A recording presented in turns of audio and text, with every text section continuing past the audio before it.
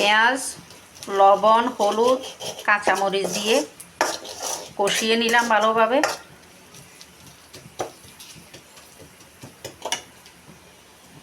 বাইরে ঝুম বৃষ্টি, অনেক বৃষ্টি বাইরে।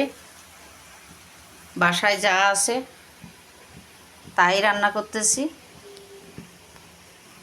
পেঁয়াজ ভাজা হয়ে গেছে,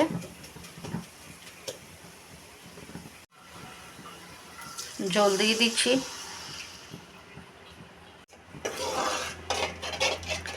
জলগুলো উতরিয়ে নিব।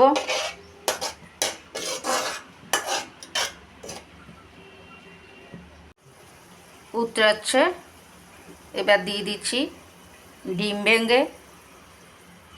যে কয়টা দরকার ওই কটা ডিম এভাবে ভেঙে ভেঙে দিয়ে দিব।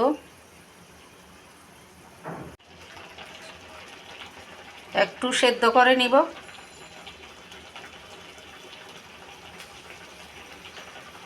নাড়াচাড়া করব না, নাড়াচাড়া করলে ভেঙে যাবে। হয়ে গেল সেদ্ধ করা ছাড়া, ভাজি করা ছাড়া একদম ঝামেলাহীন মজাদার ডিম রান্না। এই ডিম রান্নাটা হলো বিপদের বন্ধু। যেদিন তাড়া থাকে বা হাতে সময় কম থাকে বা ঘরে বাজার থাকে না, তখন ডিমের এই রেসিপিটা করে নিই।